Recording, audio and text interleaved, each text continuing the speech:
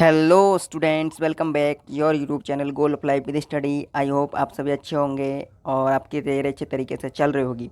जैसा कि आपने थंबनेल में देख लिया है, आज हम समझने वाले हैं पुष्प को, यानी कि पुष्प या फिर फ्लावर क्या होता है। तो यदि हम पुष्प या फ्लावर की बात करें, यदि आपने ये जो पुष्प है इसकी संरचना को समझ लिया, तो ये जो पूरा लेसन है हमारा 12th का, पुष्पी पादपों में लैंगिक जनन, रिप्रोडक्शन इन फ्लोरिंग प्लांट्स, ये आपका पूरा स्पष्ट तरीके से आपको समझ में आएगा। और यदि आप भी बायोलॉजी की तैयारी कर रहे हैं तो आप हमारे साथ जुड़ सकते हैं। हम बायोलॉजी के प्रत्येक टॉपिक पॉइंट को बहुत ही बेहतर तरीके से समझने वाले हैं टिल एग्ज़ाम तक। तो इसीलिए चलिए देर न करते हुए हम वीडियो को शुरू करते हैं। सबसे पहले हम पुष्प की बात करते हैं कि पुष्प है क्या। तो पुष्प क्या है? पुष्प एक हम कह सकते हैं रूपांतरित प्ररोह होता है। प्ररोह का अर्थ ये होता है कि आप जैसे एक प्लांट होता है ये, तो इस प्लांट का ये जो जड़ या इसकी जो रूट होती है वो मृदा में होती है, बाकी ऊपर का जो पोर्शन होता है जो मृदा के बाहर होता है वो पूरा पोर्शन हमारा प्ररोह प्ररोह या फिर शूट कहलाता है। तो पुष्प भी क्या है? मृदा के बाहर होता है, मिट्टी के ज़मीन के बाहर होता है। तो ये क्या है? मॉडिफाइड, या हम कह सकते हैं रूपांतरित प्ररोह या फिर शूट होता है, मॉडिफाइड शूट होता है। तो यहाँ पर अब हम देखते हैं इसकी जो संरचना है, इसके भाग की हम बात कर लेते हैं। तो सबसे पहले यदि हम बात करें कि ये वाला जो भाग आपको दिखाई दे रहा है, ये इस भाग को बोला जाता है थैलेमस या फिर पुष्प आसन।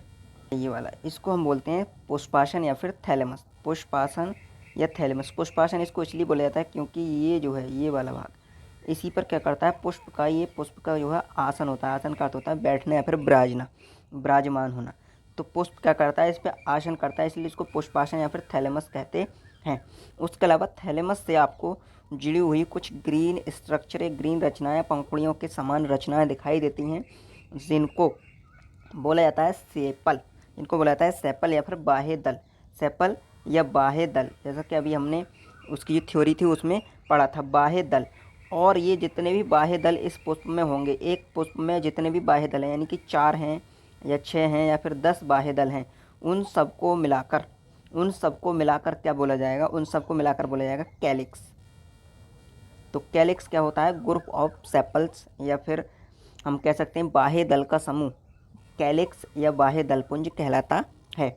उसके बाद यदि हम देखें तो ये वाला स्ट्रक्चर आपको दिखाई दे रहा है, जो कलरफुल पंखुड़ियाँ होती हैं पुष्प में, उनको बोला जाता है, प्रत्येक यूनिट को, उसकी जो यूनिट होती है उसको पेटल या हम कह सकते हैं दल कहते हैं।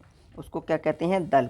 और जितने भी दल इसमें होंगे, यानी जो पंखुड़ियाँ हैं, यदि पंखुड़ियों की संख्या 10 है या किसी पुष्प में 20 है, किसी में 30 है, किसी में 40 है, किसी में 2 है, 3 है, उन सबको मिलाकर उन सब के समूह को या ग्रुप को बोला जाता है कोरोला। क्या बोलते हैं? कोरोला। तो कोरोला क्या है? पिटल का समूह। और कैलिक्स क्या है? सेपल का समूह। दल का समूह दलपुंज और बाह्य दल का समूह बाह्य दलपुंज। अब हम बात कर लेते हैं तीसरा वाला जो चक्र है, तीसरा वाला चक्र, ये आपको दिखाई दे रहे हैं इस प्रकार से। तो ये जो संरचनाएं हैं, इस संरचना को हम कह सकते हैं बोला जाता है नर जननांग। अब नर जननांग होता क्या है? जैसे कि ये वाली जो पूरी संरचना है, इसमें आपको ऊपर की तरफ ये जो उभरा हुआ भाग दिखाई दे रहा है, इसको बोलते हैं एंथर, या हिंदी में इसको कहते हैं परागकोश। हिंदी में बोला जाता है इसको परागकोश। इसको हम हिंदी में कहते हैं परागकोश। और परागकोश क्या है? एक तंतु से, परागकोश एक तंतु से जुड़ा हुआ होता है। किससे? पुष्पासन से जुड़ा होता है एक तंतु से। और इस तंतु को बोला जाता है फिलामेंट। क्या बोलते हैं? फिलामेंट या पुतंतु। और ये दोनों फिलामेंट और तंतु, या इस पूरे स्ट्रक्चर को क्या बोला जाता है? इस पूरे स्ट्रक्चर को बोलते हैं स्टेमेन। स्टेमेन या फिर पुंकेसर। स्टेमेन या पुंकेसर बोला जाता है। अब पुंकेसर, किसी पुष्प में भी पुंकेसर 2 हो सकते हैं, 4 हो सकते हैं, 6 हो सकते हैं। इनकी संख्या मान के चलें कि यदि आप संख्या 10 है पुंकेसर की, तो वो 10 पुंकेसर, उनका जो समूह होगा, जितने भी पुंकेसर एक पुष्प में होंगे, वो सब मिलकर कहलाएंगे पुमंग। क्या कहलाएंगे? पुमंग। और जिसको इंग्लिश में बोलते हैं एंड्रोसियम, जैसा कि हमने थ्योरी में पढ़ा था। तो पुमंग क्या है? नर जननांग होता है। और पुंकेसर क्या है? पुमंग की इकाई।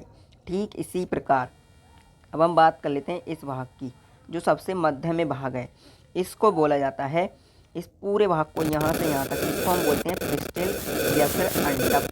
पिस्टिल या अंडप। अब ये जो अंडप होता है, इसके 3 भाग होते हैं। पहला ऊपरी भाग जो होता है वो स्टिग्मा होता है, जहाँ पे परागकण आता है। फिर मध्य की ये ट्यूब समान संरचना होती है उसको स्टाइल कहते हैं या वर्तिका, और उसके बाद जो उभरा हुआ भाग होता है ये कहलाता है ओवेरी, इसको अंडाशय भी बोला जाता है। ये तीनों भाग मिलकर ही पिस्टिल का निर्माण करते हैं, अंडक का निर्माण करते हैं। अब यदि हम बात करें कि ये जो जायांग या फिर गाइनोसियम वो किसे कहेंगे, तो जैसे एक पुष्प में यदि एक ही पिस्टिल है तब तो उसको हम पिस्टिल या फिर गाइनोसियम दोनों में से कुछ भी कह सकते हैं।